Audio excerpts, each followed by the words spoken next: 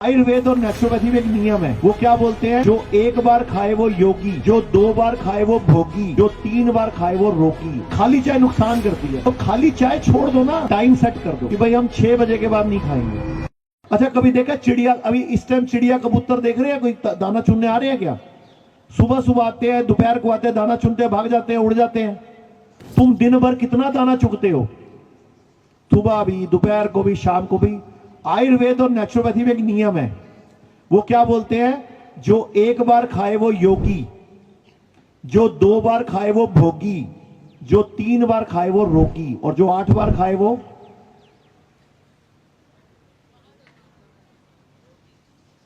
उसके पैर कब्र में ही होने चाहिए। मतलब ये कहावत ऐसे भी है, who eats once is yogi, who eats twice is bhogi, who eats thrice is rogi. पुराने टाइम पे आपके दादा परदादा बोलते थे 2 वक्त का भोजन, 2 वक्त का भोजन। सुबह खा के जाते थे, सीधा शाम को खाते थे। सुबह खा के जाते थे, सीधा शाम को खाते थे। लेकिन आजकल सुबह पहले उठते ही आपको बैड टी चाहिए, बैड टी नहीं, बैड टी चाहिए, साथ में कोई रस चाहिए, क्योंकि आपके दिमाग में किसी कुत्ते पिल्ले ने पता नहीं क्या दिमाग में वहम डाल दिया, बिस्किट जरूरी है, खाली चाय नहीं पीते।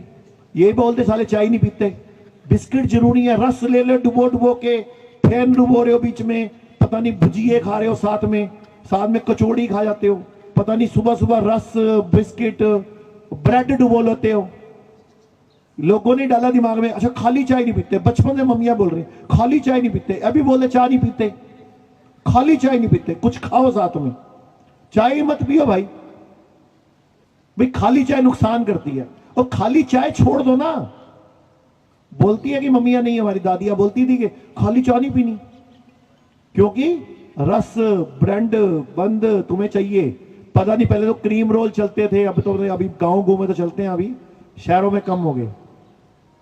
फिर उसके बाद आ जाते हो आप ब्रेकफास्ट पे, उसमें भी आप ऐसा ब्रेकफास्ट करते हो जिसको खा के सुस्ती जरूर आती है। पंजाब का शाही ब्रेकफास्ट, और पूरे देश का बेड़ा गर्क कर दिया उसने। परोठे, लस्सी, दही, जितनी टिकटोरी, मक्खन ठोक ठोक के। अब तो ढाबे पूरे, दिल्ली से चंडीगढ़ जाओ, चंडीगढ़ से दिल्ली जाओ, रास्ते में हर ढाबा मक्खन दिए जा रहा है। इतनी गां दिखती है कितने, गाय नजर आती है कहीं पे, देसी गाय, भारतीय गाय, मक्खन कहां से आ रहा है भाई? सोच लो, कोई दिमाग तो लगाओ।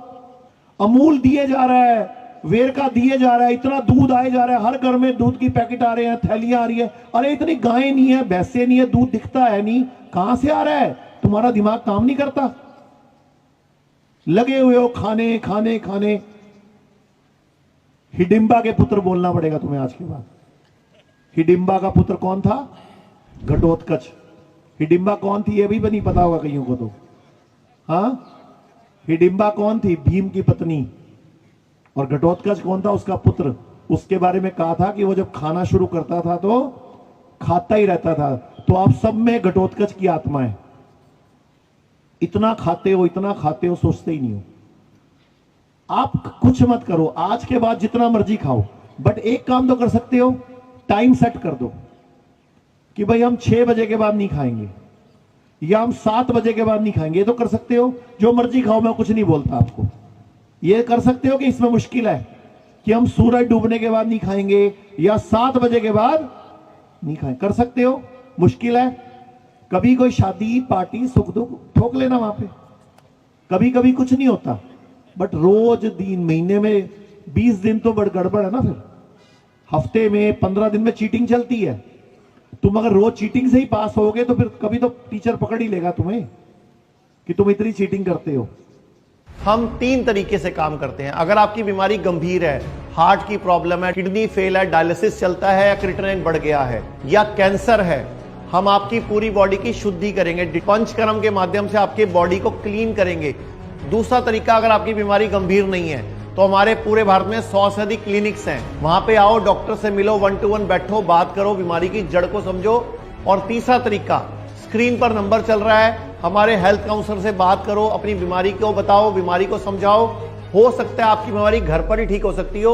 हम पूरे भारत के हर व्यक्ति को बीमारी की जड़ पर काम करना सिखा रहे हैं। किडनी डिजीज का पेशेंट हूँ, तो मुझे तो बहुत सारा थकान भी आता था, सीढ़ी भी नहीं चढ़ पाते थे, आंखों से धुंधला दिखाई देता था। हीमोग्लोबिन परसेंटेज भी बहुत कम गया था और क्रिएटिनाइन जो है वो 13 लेवल तक चढ़ गया क्रिएटिनाइन। तो यहाँ आने के बाद 2 दिन हम 3 दिन लगातार 3 दिन और हट थेरेपी लिया और शिरोधारणा ऐसा किया, योगा सेशन ज्वाइन किया तो योगा किया, उससे ही बहुत सारा रिलीफ मिल गया।